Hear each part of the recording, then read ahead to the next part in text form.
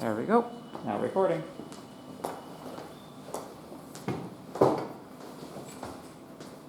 So today we are going to continue with our exploration of the topic of arrays and the loop-based algorithms that we can use on them. Please create a new C# console application project. There we go. And I will continue going through we will continue the thing that we were doing last time, which is I set a problem, you work on it for a bit, and then we go on to the next problem. Hopefully we'll be able to get through a fair number of them. So, just to remind ourselves, how is it that one goes about declaring an array? Declaring, not instantiating.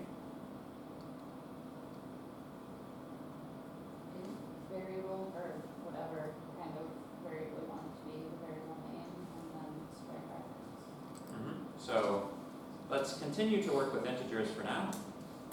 Int, brackets, choose a name, for example, A for array. Now, there are, in fact, two ways of instantiating an array. So far, we've seen the one where we provide a selection of existing numbers. 1, 2, 3, 4, 5, etc. But there is a second style, int b, where we declare the array without initializing. We declare it without giving it any specific concrete values. We allow the default values to hold. To declare an array in this fashion, we need only know how large the array is. Now, arrays are different from lists and other dynamic data structures. You must know the size of the data structure before you can use it. So, on this line here, on line 3, we can declare a new array of size b, but we have not instantiated it with a size. It doesn't have a size yet. It's just this variable is an array of type integer.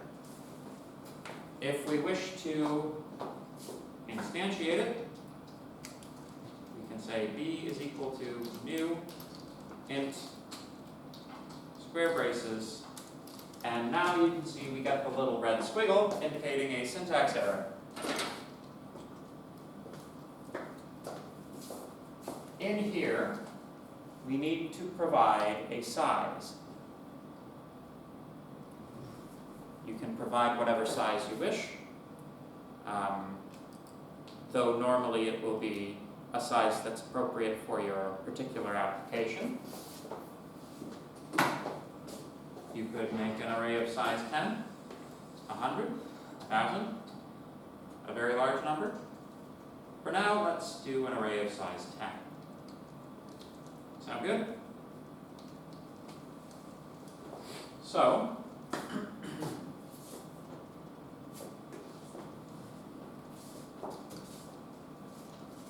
let me just turn off this stuff here. Right, there we go. On in.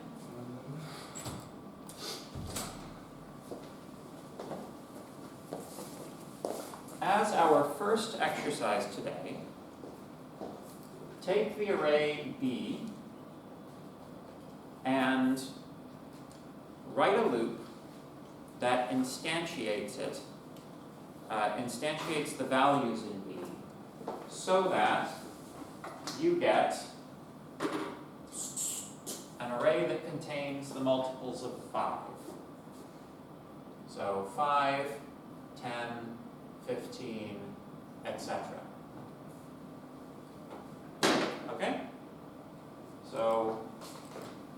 provide values for B, 5, 10, 15, etc.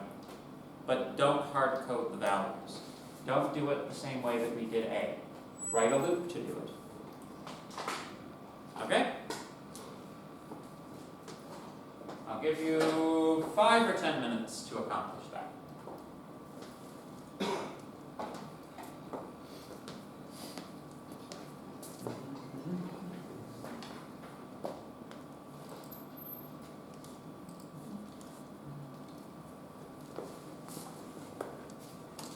The autocomplete is not being your friend. I recommend turning the autocomplete off because it's not your friend. It doesn't know what you're trying to do. Yeah, see? If is the wrong thing to do.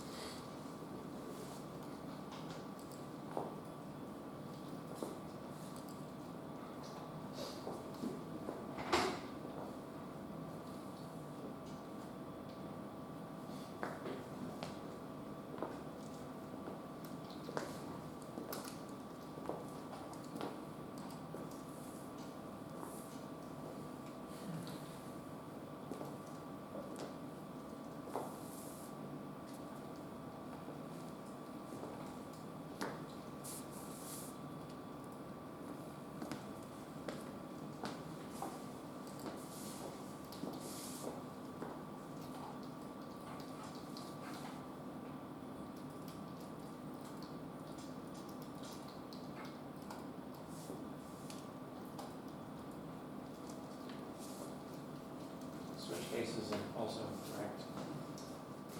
Let's just leave it. This is Unity. Make a C# console app. So, I mean, you can do this in Unity, but do it in C# console app. It's a lot faster.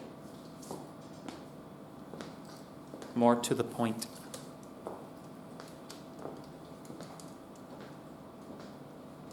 off your bags, stay a while.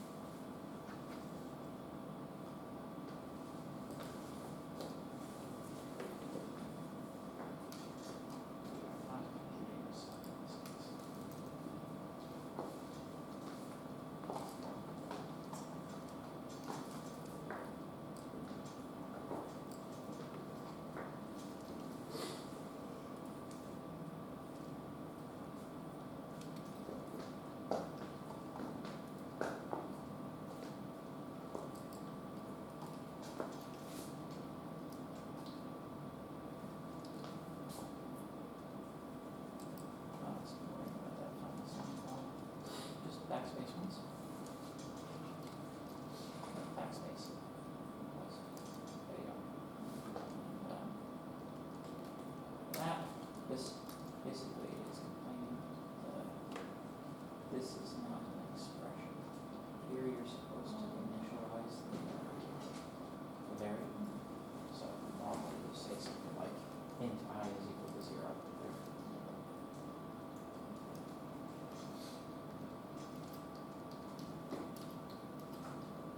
You'll find it more efficient if you use both hands. Do I Go back. need to Go back. Semicolon. this one's supposed to be So that's- That part isn't bad. Let me see why it's finding about this. Oh, because B has not been declared as an array. So length doesn't exist on just an integer, right? Here, what I is supposed to be doing is just counting through the loop indexes, right? Starting at 0 and going 1, 2, 3, 4, 5. So looks like you're trying to formulate like a divisibility condition, but really what you want there is just an operation that will increase I by 1. Well, sure. So the values you're writing in are 5, 10, 15, etc. But the loop, like the loop indices, or the array indices, are element 0, element 1, element 2, etc. Right? So, if you want, you can kind of think of these as being a small grid where this is I, and this is what you want A at I to be. And this is 5, 10, 15, 20, 35, 40. Right? Does that make sense? So, basically, once you've got the loop set up, the most difficult part is coming up with some formula which transforms I into what you want to write into the array.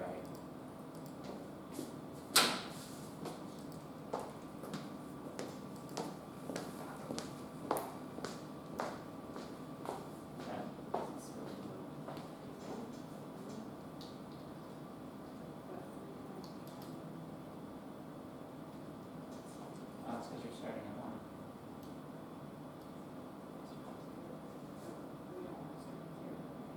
Why not?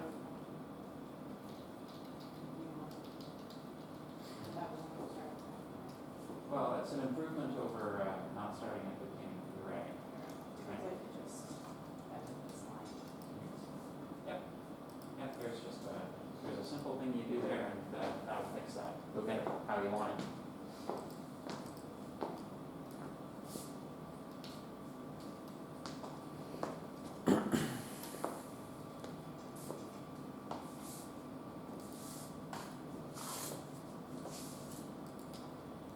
Using an equality operation on an array doesn't really make that much sense. You need to set up a loop. You need to set up an indexing variable. Remember, you're operating on B, not I, or B, not A, right?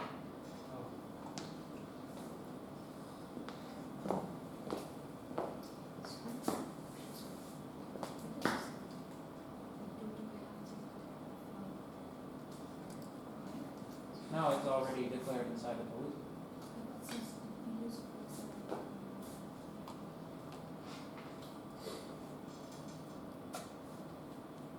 Oh, that's because you're re-declaring it.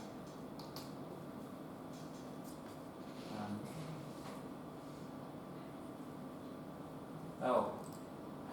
Your semicolons.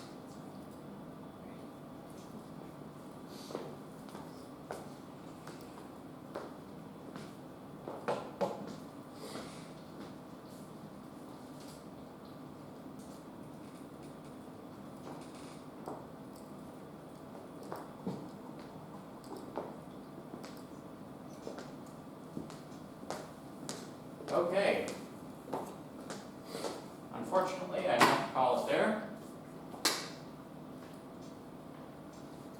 as I've said a few times, with loops, there's always multiple ways of going about it. But here is what I would consider the most straightforward solution. So, first you have a choice between using a while loop and a for loop. For array operations, it's almost always easier, tighter, more compact to use a for loop versus a while loop, just because the for loop structure gives you the indexing variable that you will need anyways. Most of the time, actually, you want to use a for loop unless you're trying to do something a little clever with the while condition. So for int I is equal to 0, I is less than b dot length, I plus plus. The effect of this is to have I iterate through 0, 1, 2, 3, 4, 5, 6, and 7, 7, 8, 9, etc., stopping one before the number of elements in the array, which is, of course, the maximum index, because we started counting at 0. So, now we simply need to create our array values. So we know we are assigning to the elements of the B array in order. So B at I is equal to something. Can we take a guess what B at I is equal to? What is the formula?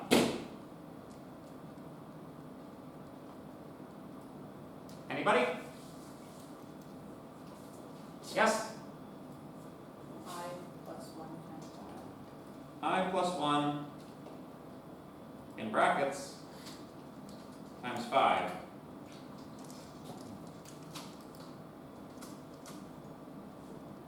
Now, of course, it would be good to have some way of viewing the contents of the array. So, I'm going to give you a gift, a grand gift. Void display taking int array x.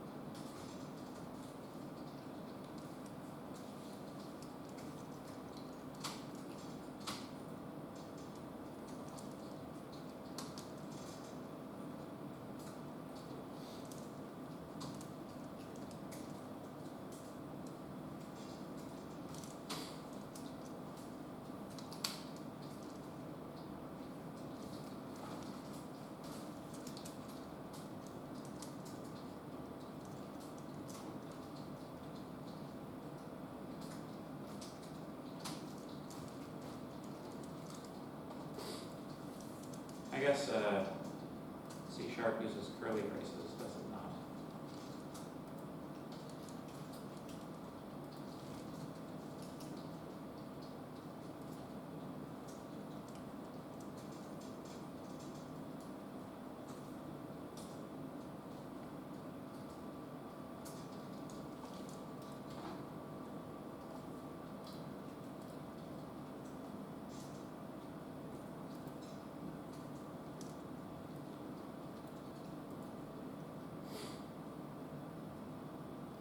Just for compactness.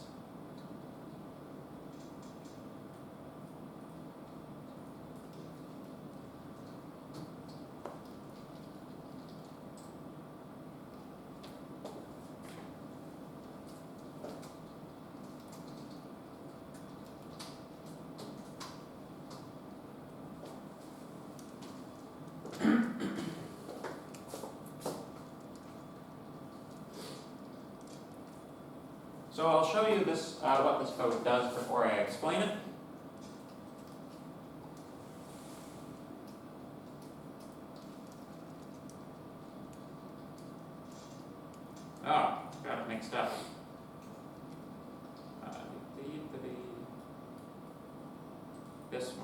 wants to be over here. There we go. So you can see that this code produces a lovely formatted output of your array values all on one line with the commas and the braces very nicely.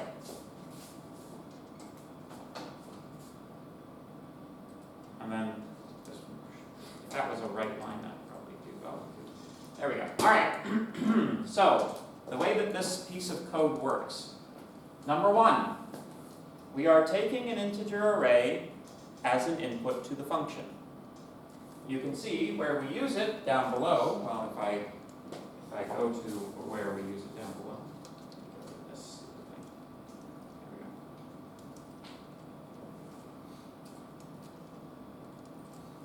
There we go. Here, notice that all we do is we pass in the array, not using square braces. We're just passing in the name of the array that we wish to display. That binds it to the input x. Once we are inside the function, the first thing we do is we write an opening curly brace. Of course, console.write is slightly different from console.writeLine. WriteLine puts the next puts the next output on the next line, whereas write skips doing the next line. It just writes it all to one line, right? So we write the curly brace, we then loop over this data structure the same way we do here.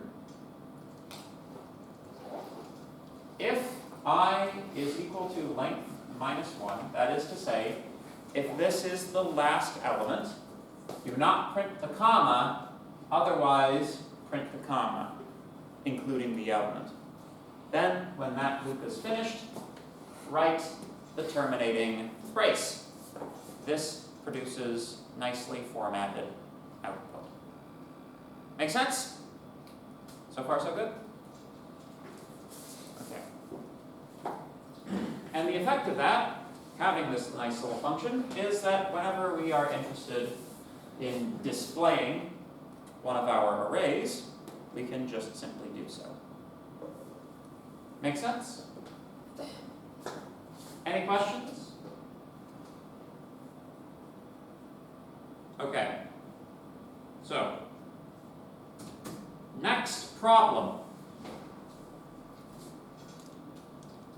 Write a loop which counts the number of elements in the array, saving that to the variable count.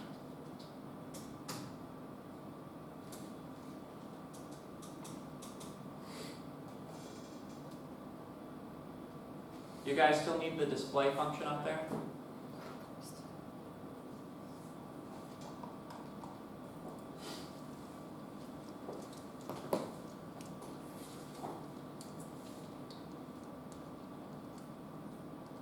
You got a picture? Does anybody else need the display function still up there? No? We're good? Okay. So, write a loop which counts the number of elements in the B array, saving that to the variable count. Now, I understand, I'm well aware, that I am essentially asking you to reproduce and recalculate what you get by taking b.length. However, I am going to demonstrate that knowing how to calculate it is better than just using the built-in function, because then you can modify it to do something a bit more specific. So, but first, let us write a loop that counts how many elements there are in the array. Sound good? Good. I'll give you 5 or 10 minutes for that.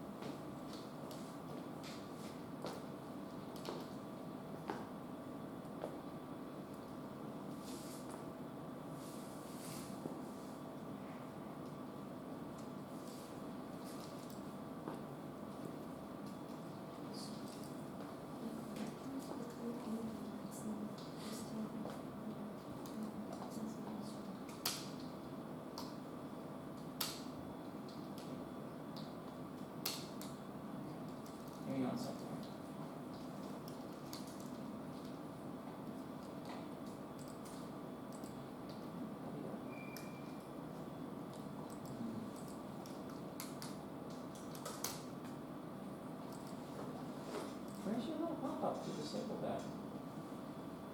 Because that's not helping you.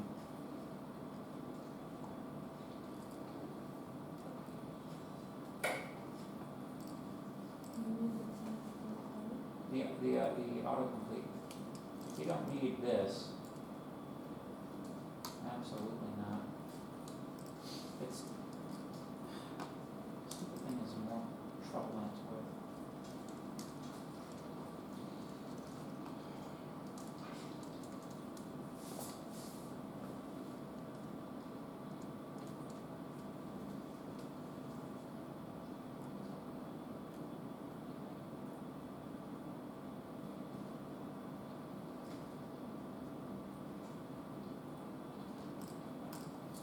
Guess we'll have to live with it then. Sorry, what was your question? Yeah, when it tries to compare between that's not this time, that doesn't go, it's wrong.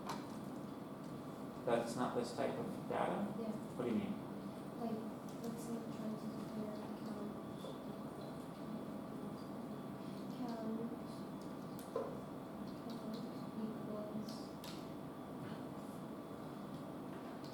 And it's doing that because count hasn't been declared as a variable. So in order to declare it as a variable, you need to give it a, nope, it needs to know what it is, what type it is. Yeah. So is it an int, is it a string, is it a float? So you always begin with the data type. So begin with the data type. It's not a string. It's a count. What's a count? it's a number. Yeah. Does it have a fraction? No, Then it's an integer. yeah. Right.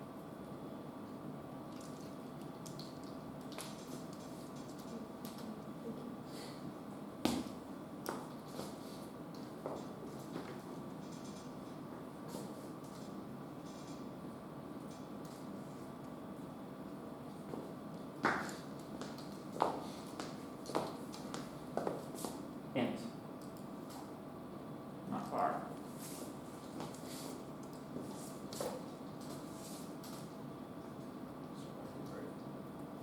Did you get it working? Show me your code. Not what I asked for.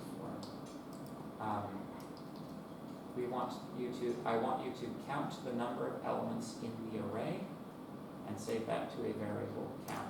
What you're doing is reassigning everything in the array, which is actually a destructive process. You've lost all of your data if you do that.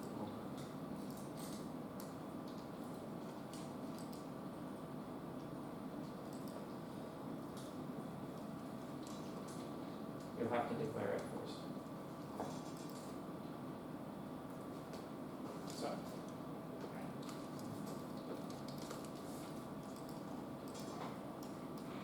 So this is like simple form. The structure here is correct, right? So the reason it's complaining here is because you're missing some stuff. Can you see what you're missing? Yeah, I see. A lot of programming comes down to being able to spot the difference. Right? So now, semicolon is incorrect. Always opening and closing curly brace. Okay. Now you can do, now it's a functional loop, you can do something with it. Declare a new variable called count. That's your next step. Working?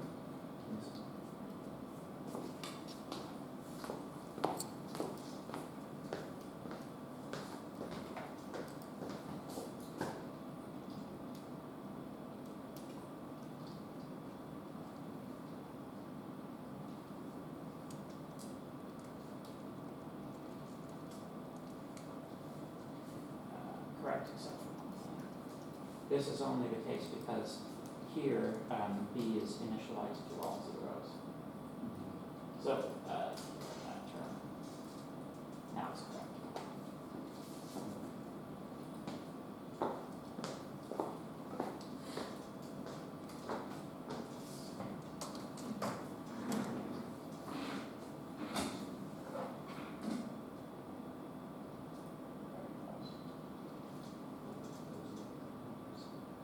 The autocomplete is not helping.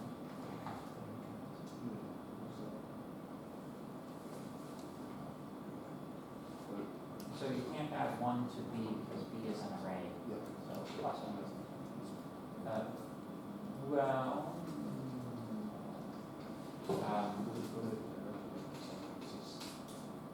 That might work accidentally, but you're not counting the elements. Right? So the count is a little bit like the sum that we did last time in the class. Except rather than adding the value stored in the array, we're simply checking off that another element exists. Right? So count is still accumulating value, which means that you need to modify it, not overwrite it each time.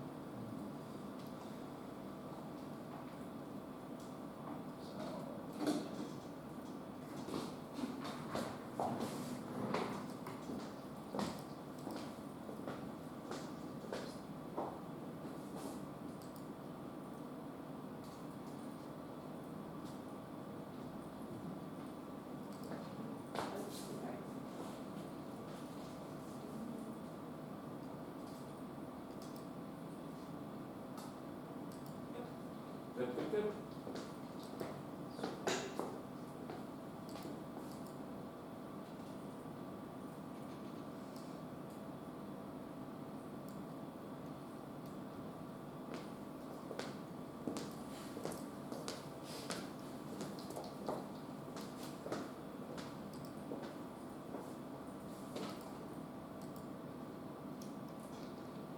Okay, I'm going to give you the solution, or a solution anyway.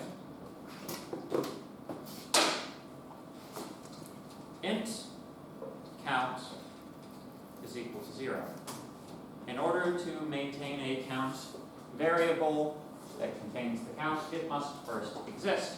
0 is a natural thing to initialize it to. For int I is equal to 0, I is less than b dot length I plus plus. This is our classic for loop structure. All we need to do, count plus plus. And then at the end, console dot write line count. Because it's good to actually display it. We could even, if we wanted to be a little bit fancy, say count is equal to count. Now when we run it, count is equal to 10. So one side note. With these small program snippets, as we've done them so far, you should be able to do this. Go back up to the top where we have declared the size of b, add a 0. Come on, give me output. And you can see that all of our programs still run, and still run perfectly, no matter what the input size was. Right? Because we haven't been hard coding things like how big the array is or what the values in the array should be, we've written the program dynamically. We can modify the count in whatever manner we choose. We can modify the size of the array and it doesn't break it, right? So that's a slight side note. So with our counting algorithm,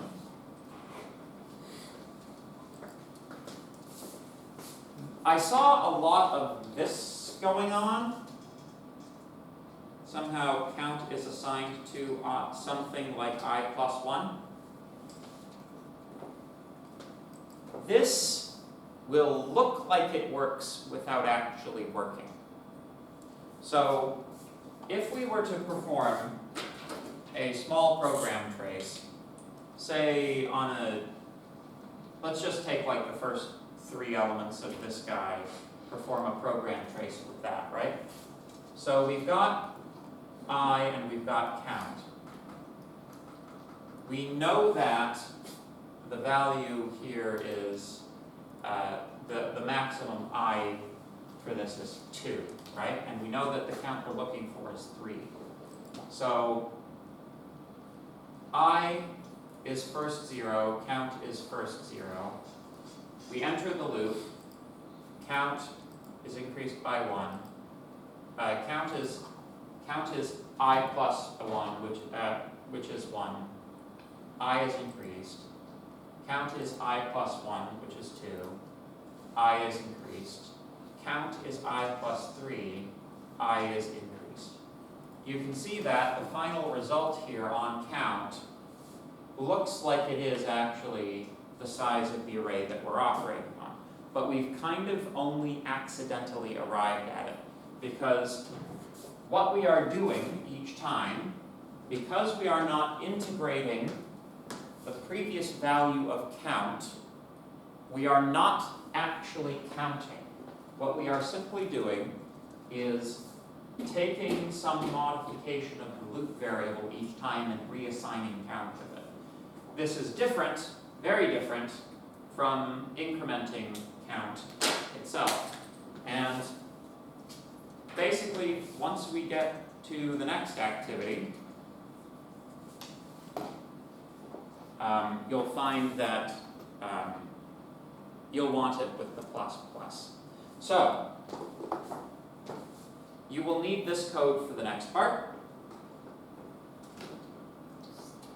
Part 2.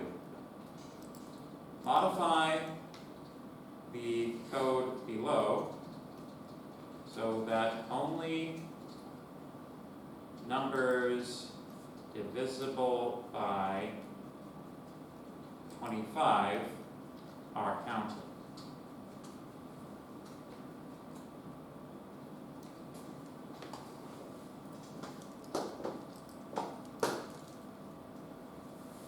So take that code, change it so that you are only counting the number of elements divisible by 25.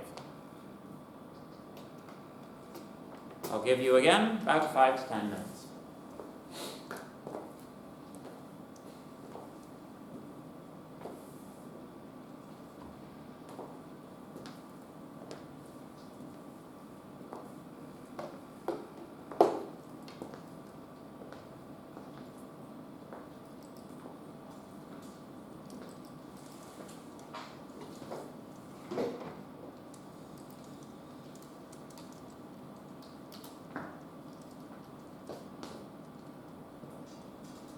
And just to clarify, I want to know if the value in the array is divisible by 25, not if the index is divisible by 25.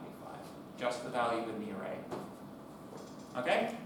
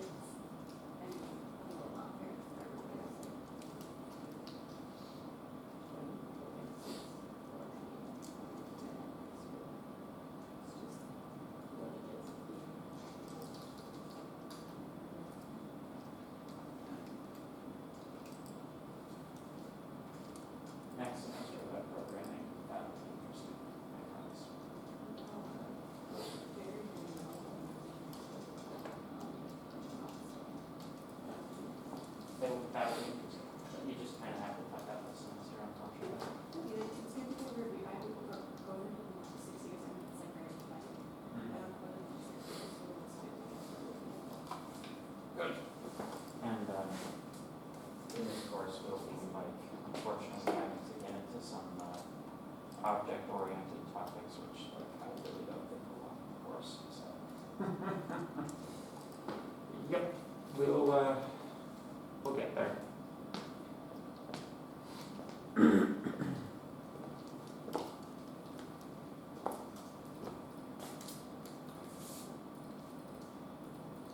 Good.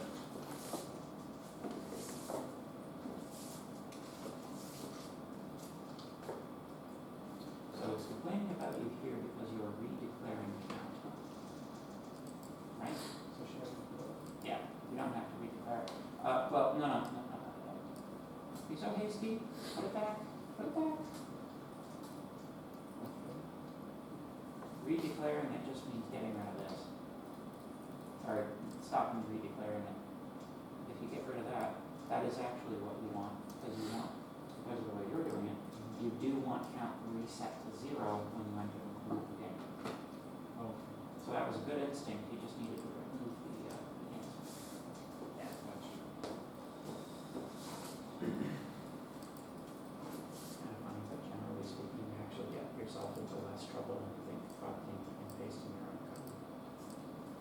Just kind of as a general rule. Try using modulus.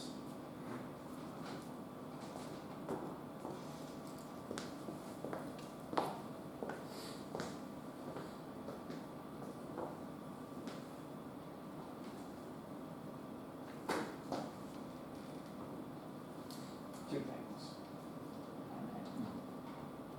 Where are your curly braces?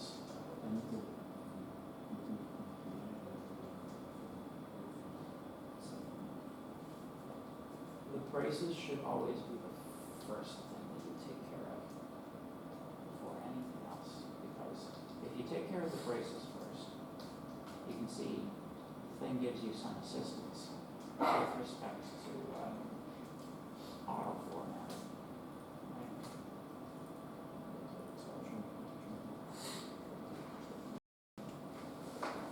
Right. So right now, if you close that looks like well formatted code. Right? So my advice, braces first, everything else second. Okay?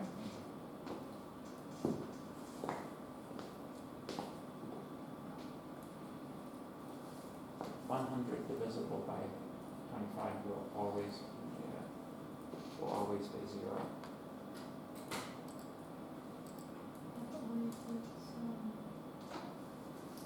B or I.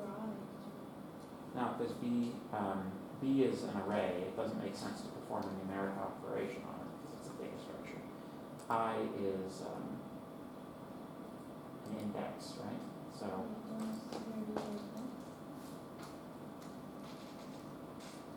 that's what you want.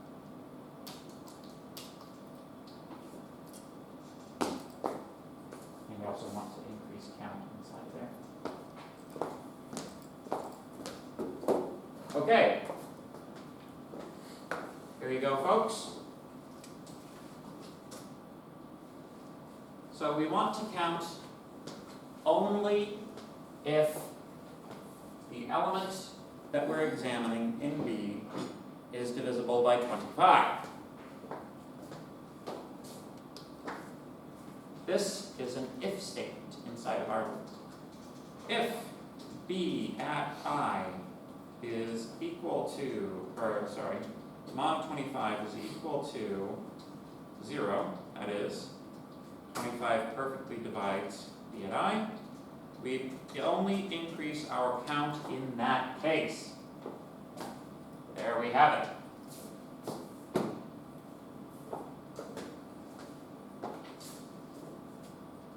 Now, let's say I've still got 100 there, so let's run that.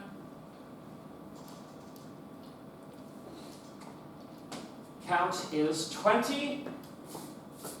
So there are 20 numbers between 5 and 500 that are evenly divisible by 2 by 25, which, if you math it out, There are 4 of those per 100. There are 5 hundredths.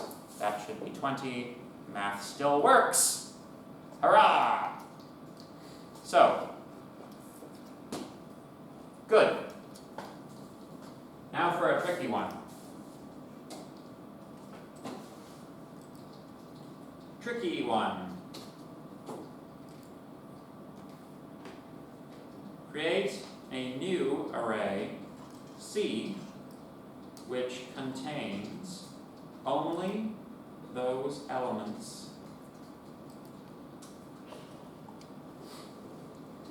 of B which are divisible by 25.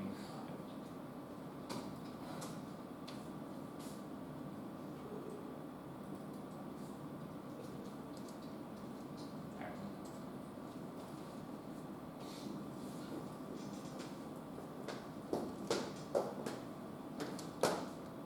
Would you like a hint? There's a reason I had to do this first. You will need this count in order to perform this question. This one's a bit trickier, so why don't we give you 10, 15 minutes for this one.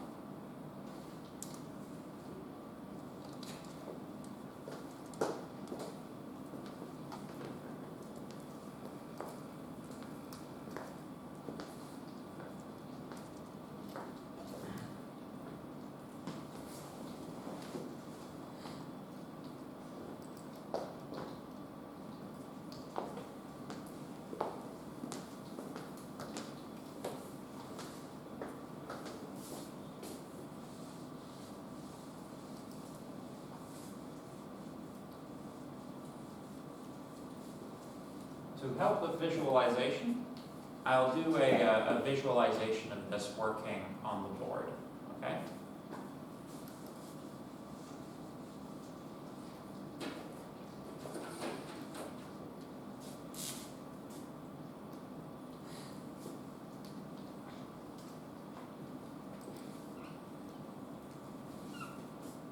So, we start off with our B array.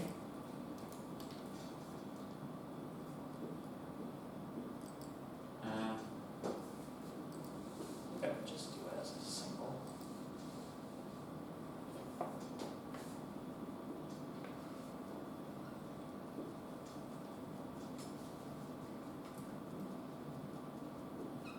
Five, 10, 15, 20, 25,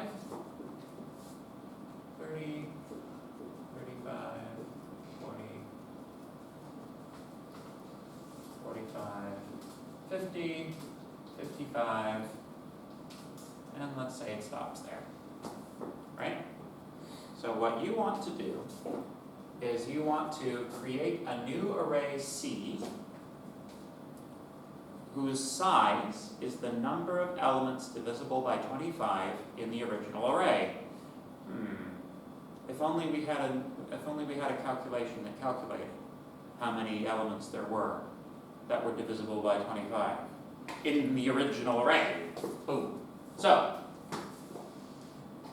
we declare the new array with a size equal to the divisibility count. So, in this case, how many elements are divisible by 25?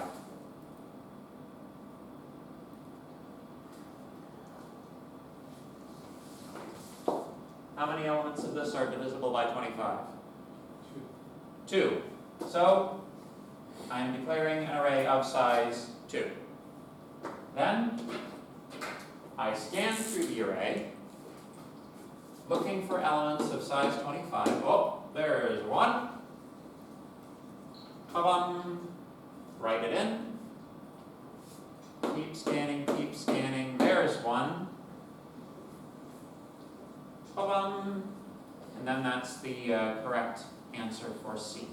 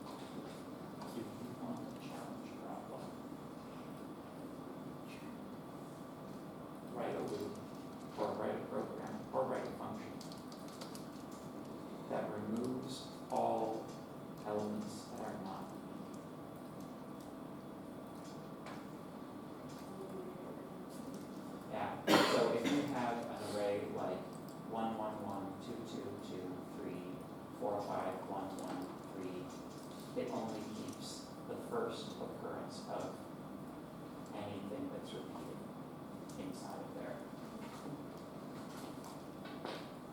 That should keep you busy for a bit.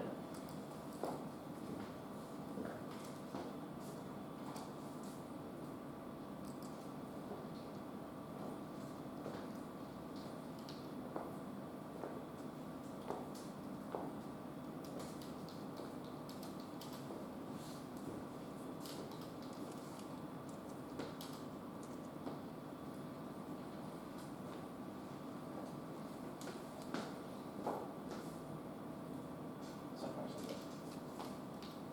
But you've only written one line. The one line you wrote is correct. Yeah.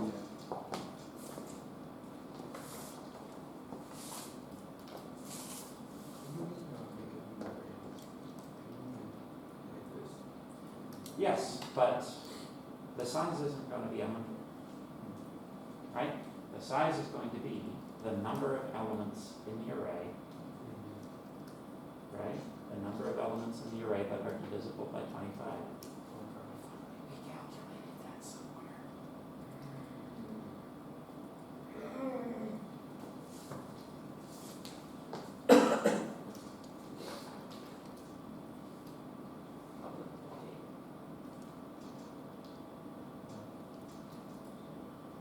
Now that's,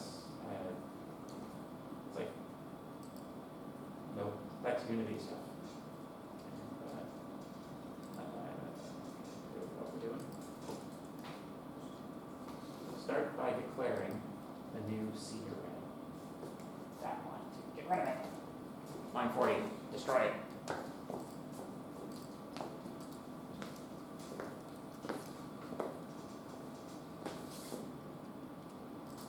Is the size of the new array 100? What is it? So 25. Nope. It's the number of elements divisible by 25. 2, right? Hmm? Is it 2? Not only in this example, Oh, right?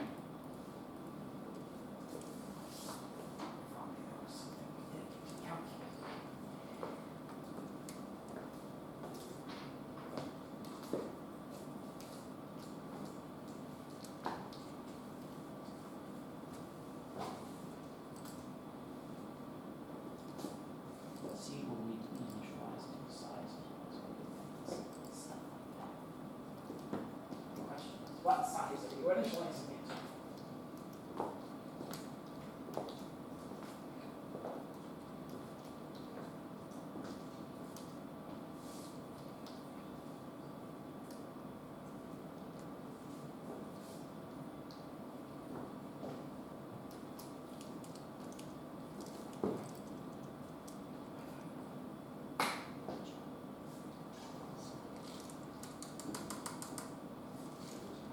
Don't assume where the 25s are occurring. Right? When you're going through, go through the whole thing and search for the elements that are divisible by 25. Don't assume you know where they are, because then, right, and this is actually like a really important thing about programming. If you like assume that every fifth element is divisible by 25, you've made a lot of assumptions about the structure of the data, right? Like basically that algorithm will no longer work on any data that's generated any other way. The way if you make it independent of that assumption, I can throw in actually random integers, and this thing will still work. That's what you're looking for. So yeah, go through every element. This one ends up.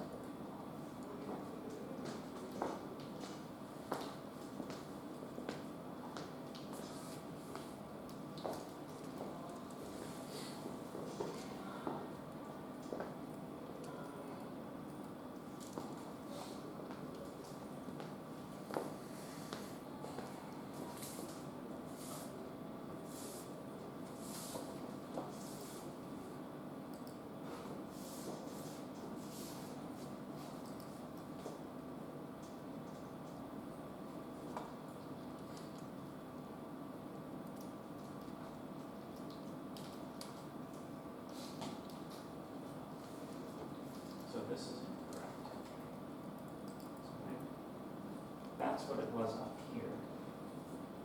But we want it to be calculated based on right? Like, here's a scenario for you, right?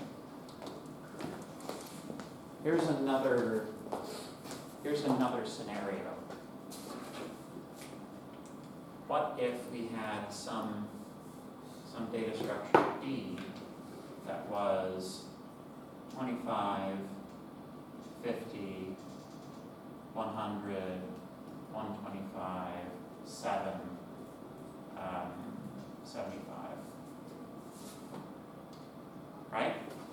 In that case, the number of things divisible by 25 is 1, 2, 3, 4, 5. So we want to make 1, 2, 3, 4, 5. And then basically we're transferring over everything but the 7. Right? So this is the difference between doing something on your hand calculator and writing an algorithm. Right? When you're writing an algorithm, try to make as few assumptions about the nature of the incoming data as you can. That way, the algorithm you write applies to many, many, many cases. Right?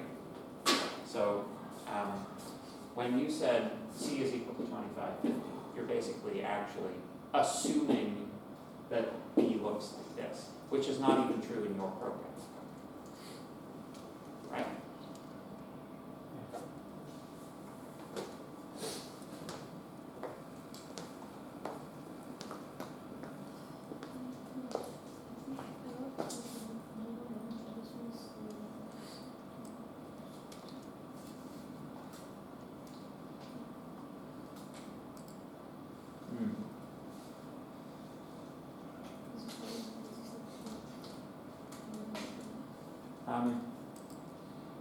Well, it seems like it's kind of right for all these things.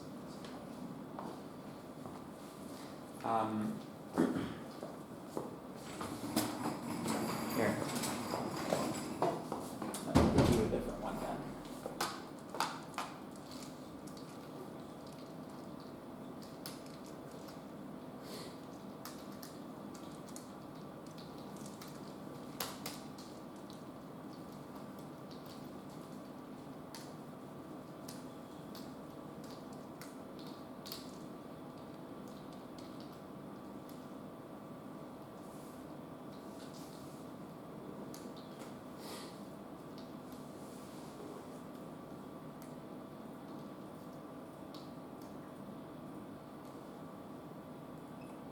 Oh yeah, let's do that.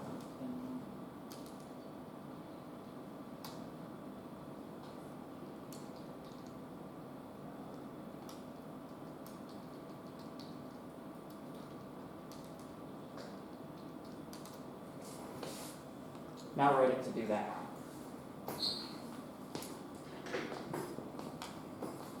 But it should still handle the old one.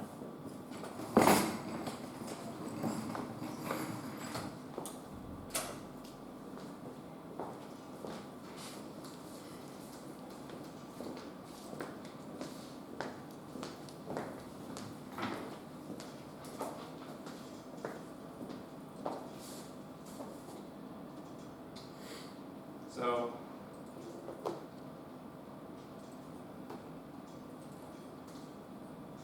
you're gonna think I'm a very big nerd, and this is true.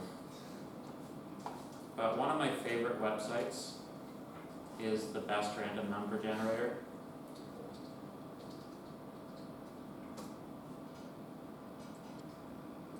Because it is the best random number generator.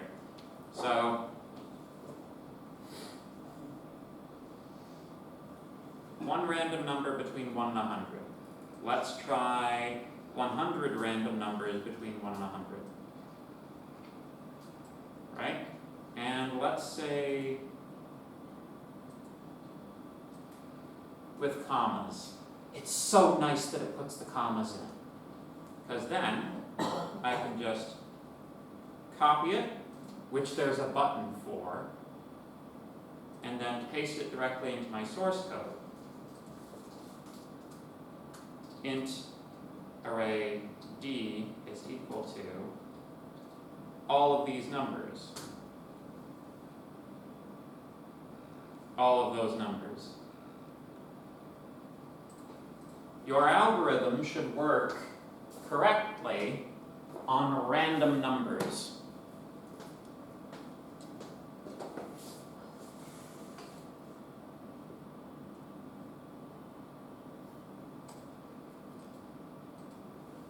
I'll give you guys a few more minutes to work on it.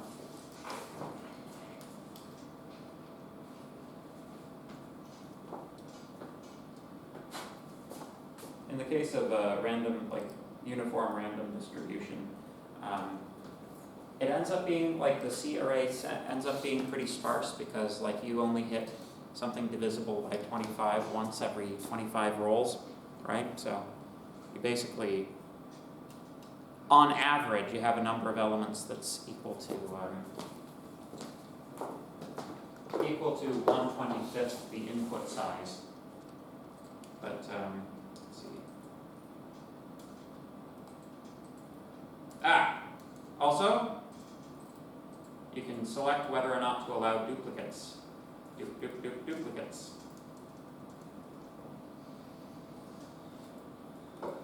So.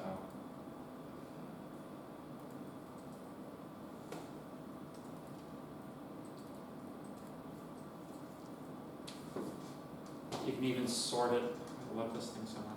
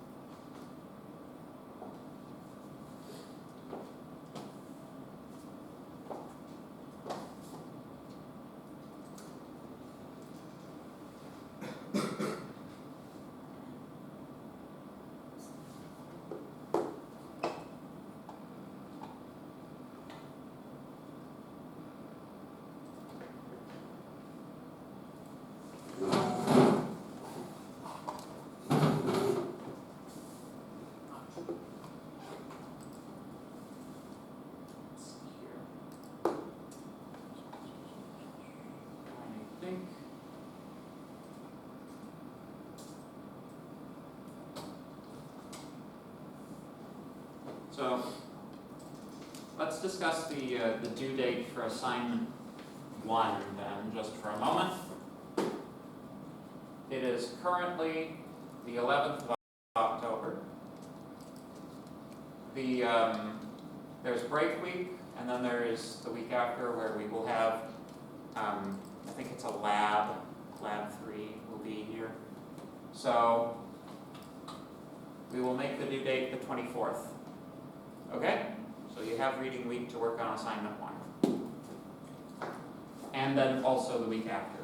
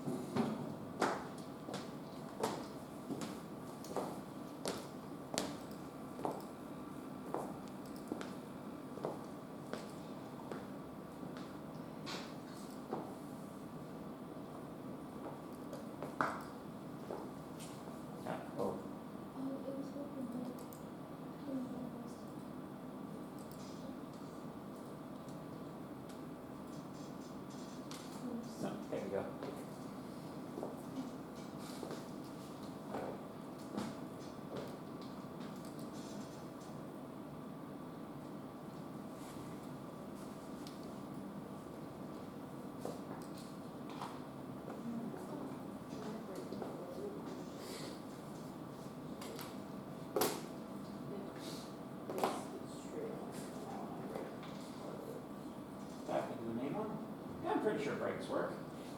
I guess we'll find out. Although, if that's your structure, you can always take that and integrate it as part of the expression. But I'll let you do you. It's too early for that.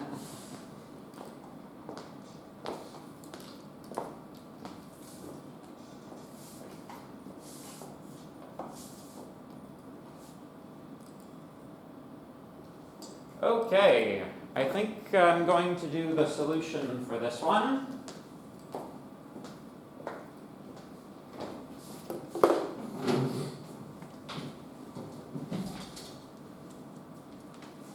So, in order to create a new array C of the correct size, we need to know how many elements are divisible by 25. Fortunately, that's what that loop above there does. So, int C is equal to new integer array of size count. By the way, you can put those both on one line. I do need to declare it as an integer array though. There you have it. Now, we want to take out of the B array and place into the C array all of those elements divisible by 25. Now, this is a great place to start. Basically, we just copy our loop that was doing the counting because it already has the correct if statement in it, and we replace the part where we increase the count with a line where we assign from C, or from B into C. So C at question mark is equal to B at I. So here's the tricky part, right? Where are we writing into the C array, right? Let's do this top one over again. So, C is initially empty. We are tracing through the B array until we hit the number we want to write in. So, we go, if we do a program trace for this, E at I. So, I is 0. E at I is 5. That's not divisible, so we continue. I is 1, E at I is 10, I is 2, 15, ... until we hit 4. Well, I guess I dotted only one entry, but so it goes. So when I is 4, B is 25, that activates our condition. So we want to write 25 into this position, 25. What is this position?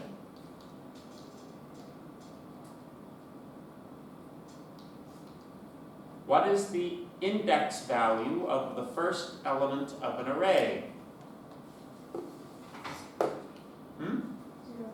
0. Right. So we have some other variable whose value is 0. Right? Now we continue on. Continue on until we hit, what element will this be?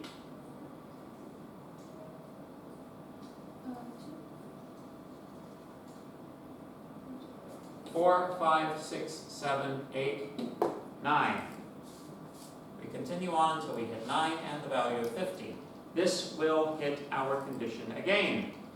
Where do we write 50 into the array? What index is this? Index what? 1. Index 1. That's right. 50 gets written in. So, we have a third variable which increases every time something gets written into the array.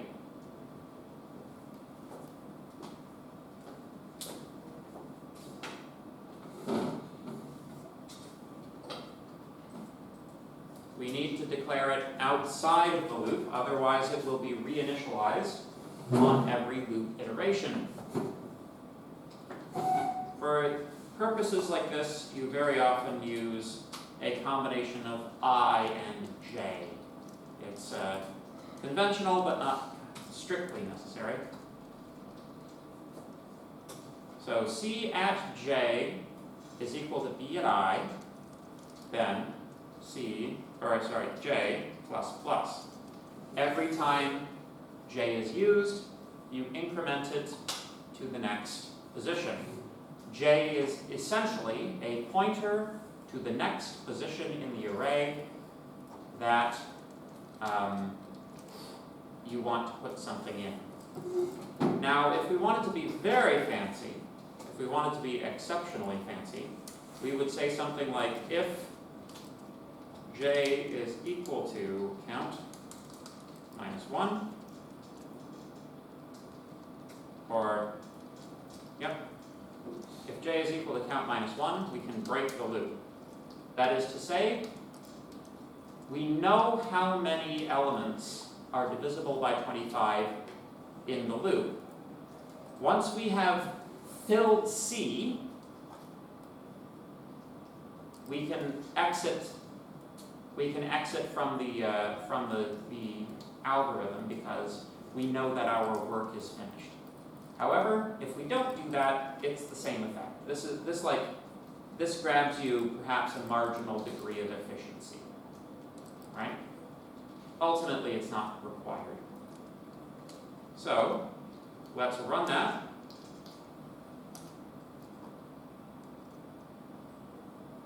Oh, and it would be nice to display C.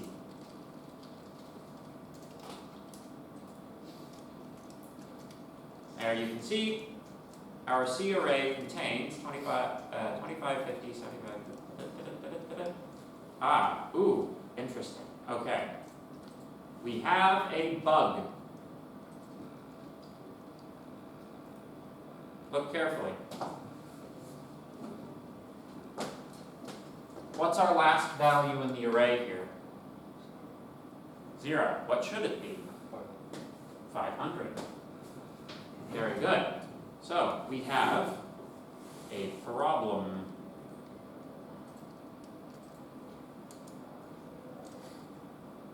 So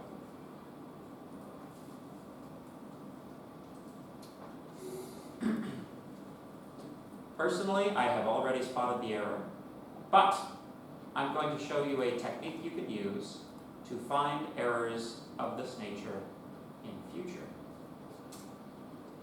So,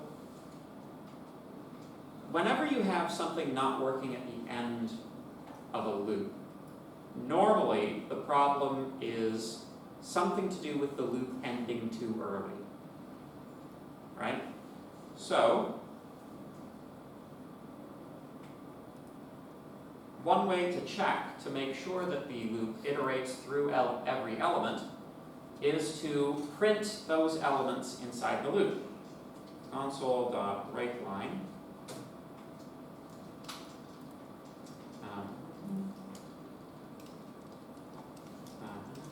B at J, or B at I. There we go. This way, we check to make sure that it's running right to the end. So we can see that it's going. Uh-oh! We have no elements being processed after 475. Right? Now, what was that little bit that I just added to the end?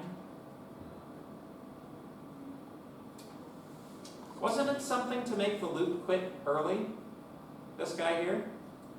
Thinking that I was being efficient, I actually caused the program to break.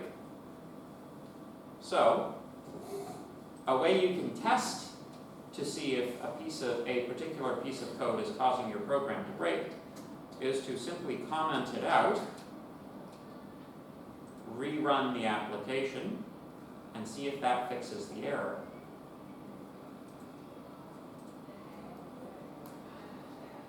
As you can see, we are now iterating that last stretch after 475, And what has happened to our output? It is now correct. So, there was a bug here. Now, because I'm just that kind of a guy, I want to keep that as an efficiency thing, right? So, I can proceed on the theory that this condition is wrong somehow. So I can do a couple of things to try to fix it. Normally, with these sorts of things, these are called off by 1 errors. So let's modify this by 1 and see if that improves it or makes it worse. So rather than saying -1, let's try -2.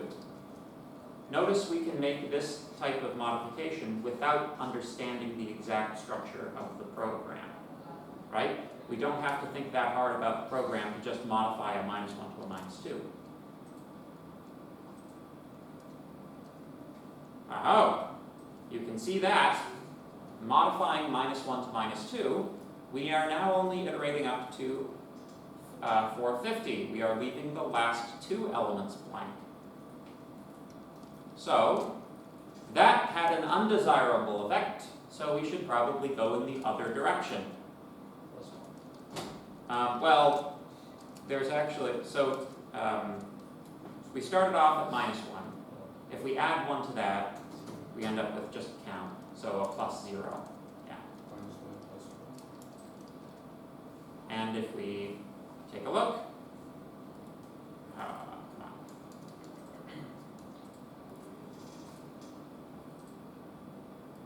There you can see, we actually get the functionality that we desired. And we keep this thing where if there are any non-divisible by 25 elements, you know, in our case we kind of got,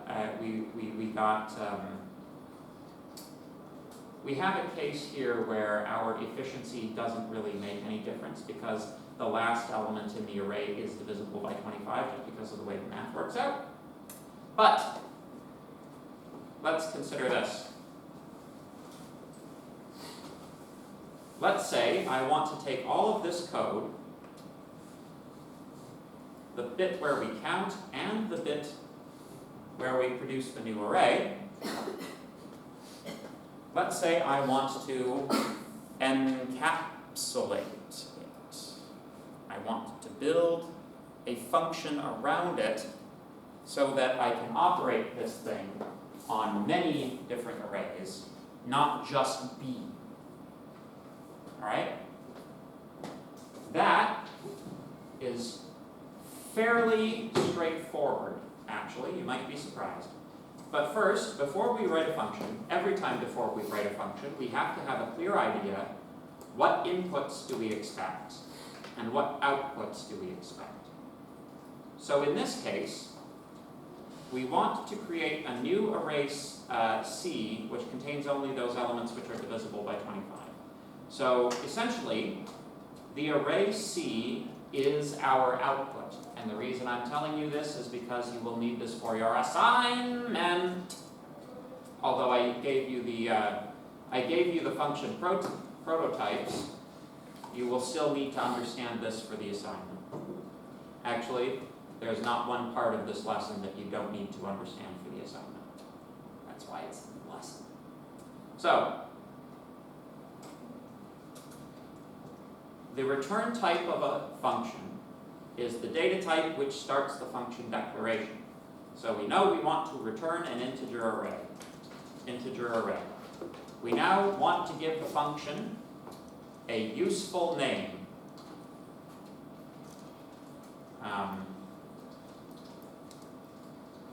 Filter 25s.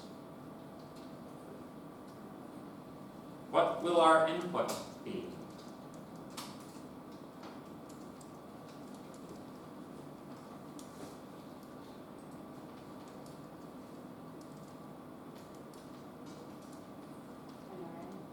An array. That's right. Not the B array, just an array. We pick a different name. So let's say int array Q.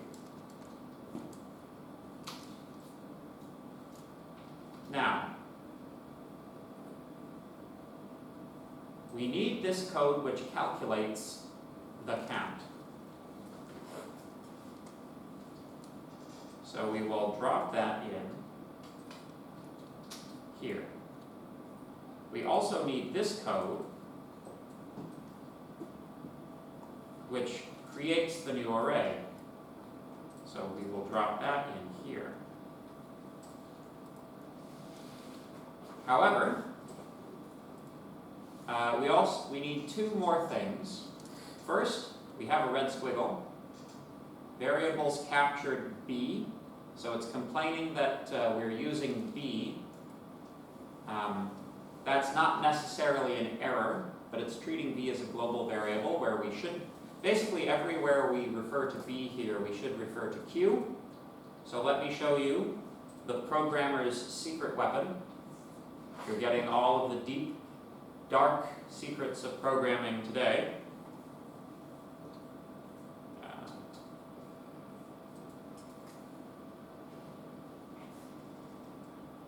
What's it? There we go. Find and replace. Find B, replace with Q.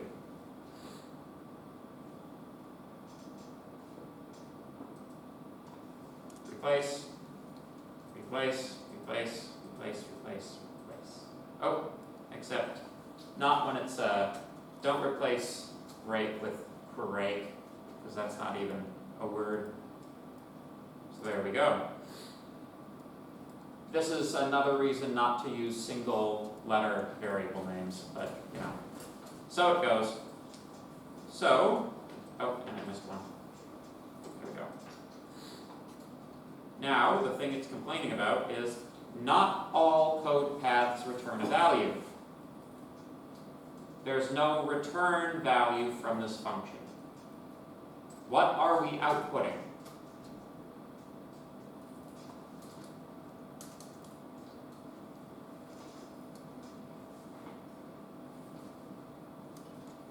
What is the output of the function?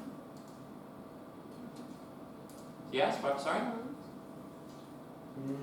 No, what are we trying to calculate? What is the purpose of this?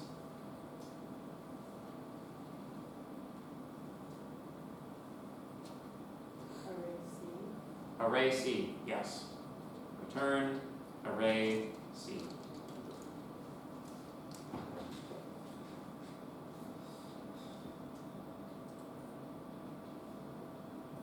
And now it is only complaining that we declare this thing but we never use it. So, now, that's now an error as well, so we'll just get rid of it. Let's use this function. Let's say that integer array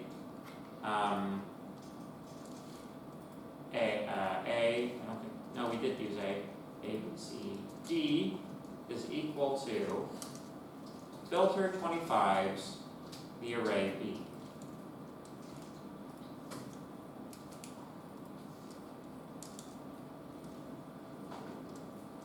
Oh, I've already got B. E, there we go. Int F is equal to filter 25's D. Display E, display F. Maybe even console.write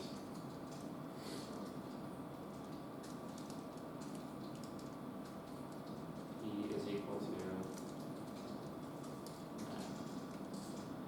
like that.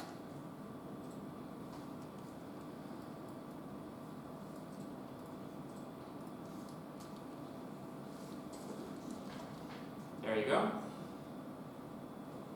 So of my my D data set, all of my values that are divisible by 25, because the set does not contain repetition, then I'm going to get, I generated 100 numbers between 100 and 1 without repetition. So each one of the numbers I'm looking for occurs once. If I modify it so that I use a set with repetition,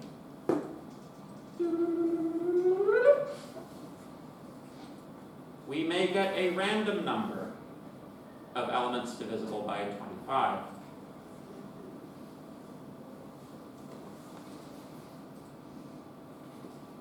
There you go. You see, we still get 4 elements because that's the most probable outcome. But we get 175, 175, these two values being repeated inside of the data set. Does that make sense? Sort of? A little bit? Not at all? Are your brains completely fried?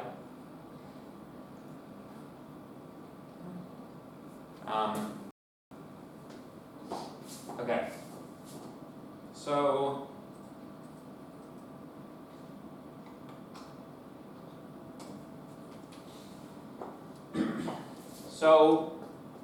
you see the awesome power in using functions here?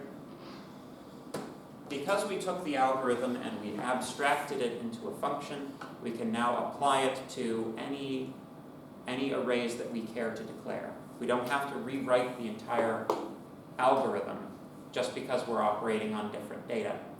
This is a very, very, very important concept in computing. You must think in terms of abstractions like this.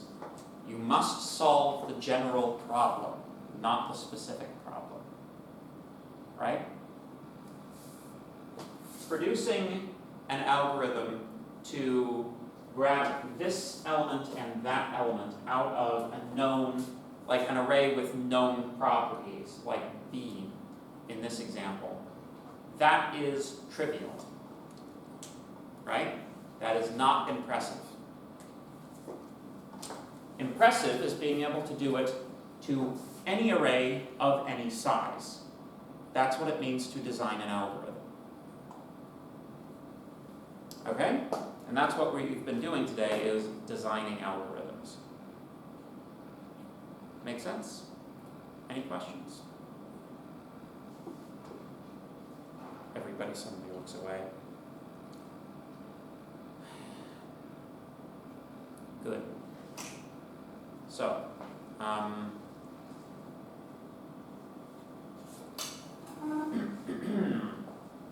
let's see, 13 minutes is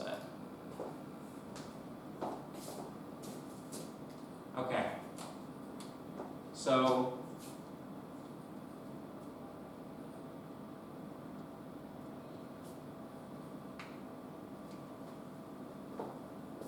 So let's talk about the assignment.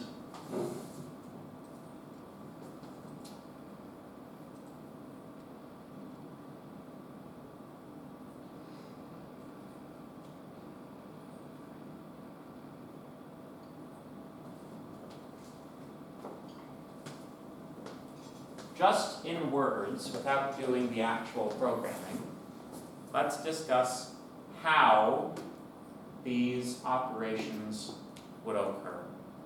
Okay? I'm trying to give you guys a bit of a head start. So, question number one, sum. How do you take the sum of an array? What do you have to do?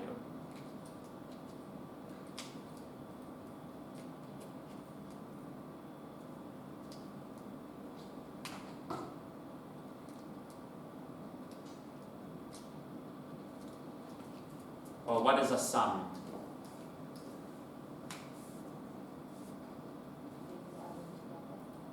Things added together, yes.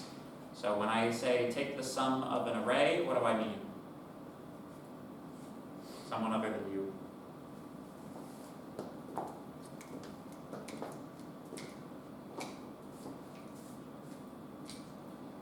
Like adding all the values in the array. Add all the values in the array.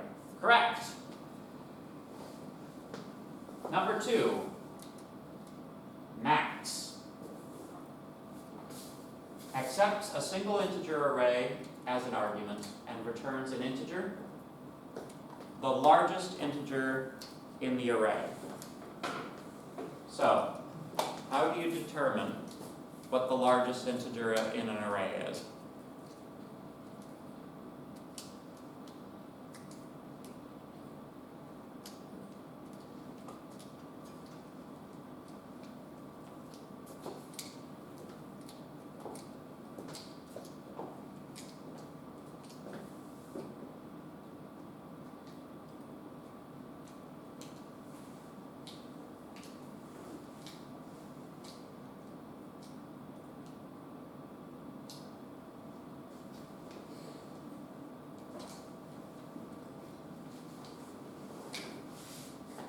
Alright, I can tell your brains are fried, you could use a break.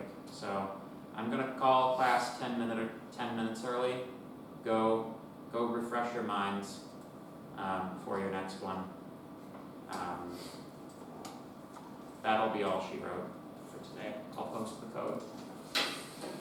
Good work today, everybody.